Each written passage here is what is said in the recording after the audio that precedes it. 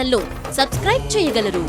ప్రతి వాళ్ళు అడిగే మాట ఏంటంటే 10 లీటర్ల పాలతో అభిషేకం ఎందుకండి? లేనివాడు ఎవరైనా ఉంటే వాడికి తీసుకొచ్చి ఇవ్వచ్చు కదా, ఒక చిన్న గ్లాస్తో అభిషేకం చేస్తే చాలదా ఈశ్వరుడికి అని అడుగుతాడు. అంతేగాని ఎన్ని వైన్ షాపులకి పర్మిషన్లు ఇస్తున్నారు అనేది మటుకి ఎవరికి అక్కర్లేదు. ఇన్ని వైన్ షాపులకి ఎందుకు పర్మిషన్లు ఇస్తున్నారండి అని అడిగేవాడు ఎవడు లేడు. ఎందుకని అడగట్లేదు అంటే మన చేతకానితనం. ఎందుకు ఇస్తున్నారండి అన్ని వైన్ షాపులకి పర్మిషను? ఎందుకు మన దేవాదాయాల సొమ్ములన్నీ తీసుకెళ్ళి అన్య మతస్థులకి ఇచ్చి వాళ్ళ చేత మనం తిట్లు తింటున్నాము?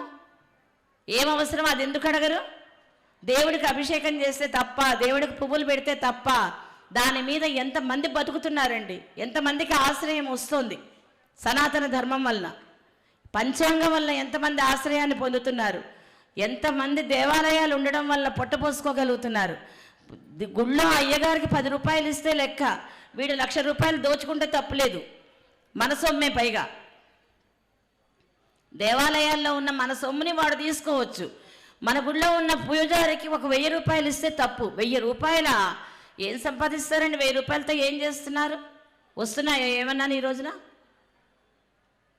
ప్రతి వాడికి లోకు ఎక్కడ అయ్యా అంటే హిందూ మతం, సనాతన ధర్మం. ఇంకొకటి ఎవడో మాట్లాడతాడు, సనాతన ధర్మాన్ని కూకట వేళతో పీకుతాట. వాడు తరమా? కొన్ని లక్షల మంది పీకారు, ఇవాళ చచ్చిపోయింది అది. ఇవాళ ఎలాంటి వాడు వచ్చాడు? మోడీ లాంటి వాడు వచ్చాడు. ఇక్కడ మతం మనకి పార్టీ సంబంధం లేదండి, పార్టీతో ఎటువంటి సంబంధం లేదు.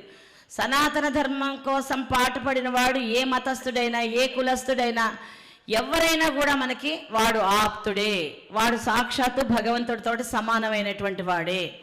ఈరోజు అయోధ్య పరిస్థితి ఏమిటి చెప్పండి? ఎన్ని మాటలు మాట్లాడిన వాళ్ళని ఇప్పుడు రమ్మనండి ఎవరినైనా. ఒక్క దానికి సమాధానం చెప్పలేదు ఆ మహానుభావుడు. భీష్ముడిలాగా మౌనం వహించాడు.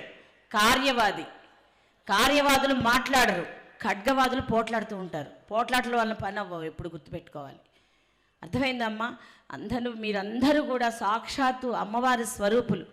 మీ అందరికీ కూడా ఇంట్లో అన్ని రకాలుగాను సపోర్ట్ ఉండబట్టే మనం ఇవన్నీ చేయగలుగుతున్నాం.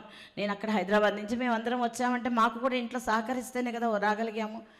అందరము కూడా పిల్లలు ఏ దేశంలో అయినా ఉండనివ్వండి, వాళ్ళ ఇష్టానుసారం ఎక్కడ కావలిస్తే అక్కడికి వెళ్ళనివ్వండి. సనాతన ధర్మం పడిపోకూడదు, దాని గురించి ఎవడు మాట్లాడకూడదు. అర్థమైందమ్మా? ప్రతివాడు మాట్లాడేవాడే. అభిషేకానికి డబ్బు ఖర్చు పెట్టద్దు అని చెప్పేవాడు తాగడానికి ఖర్చు పెట్టద్దు అని ప్రతి షాపు దగ్గర ఎందుకు వీళ్ళు గొడవలు చేయరమ్మా? ఎందుకు గొడవలు చేయరు? అమ్మడానికి వీల్లేదు వైను, ఎవరు కొనడానికి వీల్లేదు. ఆరోగ్యాలు సైంటిఫిక్గా ఎంతో వృద్ధిలోకి వచ్చేసింది సైన్స్ అని చెప్పేవాడు తాగడం వల్ల ఎంత లాస్ అవుతున్నాడు ఎందుకు చెప్పడు వాడు? దేవుడు లేడు, ఏమీ లేడు, ఇదంతా కూడా అక్కర్లేని ప్రచారం అని చెప్పేటటువంటి వాడు తాగడం వల్ల ఆరోగ్యం పాడైపోతుంది, దీన్ని అమ్ముతున్నారు, ఇది పెద్ద రెవెన్యూ గవర్నమెంట్కి, అయితే మట్టుకు అమ్మచ్చా అని ఎందుకు వాదించడు? ఎందుకు గొడవ పెట్టడు? అది అవసరం లేదు. ఎవరు మాట్లాడకుండా మౌనంగా వాళ్ళ పని చేసుకుంటూ వెళ్ళిపోతున్నారో వీళ్ళు మౌనంగా ఉన్నారు, వీళ్ళ మీద ఒక రాయి వేద్దాం. హిందూ మతాన్ని ద్వేషించేవాడు, సనాతన ధర్మాన్ని ద్వేషించేవాడు హిందూ కార్యాలయాల్లో పని చేయకూడదండి. అంత పౌరుషం ఉంటే తీసుకెళ్ళి వాళ్ళందరినీ ఉద్యోగాలు మాన్పించుకుని వాళ్ళకి కావాల్సినటువంటి చోట్ల ఉద్యోగాలు ఇప్పించాలి, అక్కడికి వెళ్ళి సంపాదించుకోవాలి. ప్రతిదీ సంపాదన మన మీదే, ఊపిరి మన మీదే, తిండి మన మీదే, ఉద్యోగం మన మీదే, అనడం కూడా మన మీదే. ఇది ఎంతవరకు ధర్మం? దీన్ని మనం అందరం కూడా సపోర్ట్ చేయకూడదు. ఇటువంటి వారి సహకారంతో, వారి ఆశీస్సులతోటి అనేకమైన కార్యక్రమాలు అందరం చేయాలమ్మ, ప్రతి వాళ్ళం చేయాలి.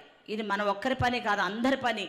ఇందులో మీరు అందరూ కూడా చాలా ముందుకుంటారు, నేను చెప్పక్కర్లేదు. ఎందుకంటే గురువుగారు చెప్తూనే ఉంటారు ఎప్పుడు మా తెనాలి అని. మీ తెనాలి వాళ్ళు కూడా అందరూ మాకు గురువుగారు వజ్రంతో సమానం అని చెప్తున్నారు.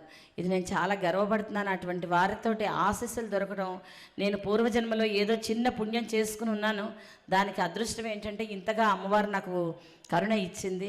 ఏ పారాయణ ప్రారంభిద్దాం మనం. కొంచెం మనసులో ఉన్న మాట గట్టిగా చెప్పాను, ఏమనుకోకండి.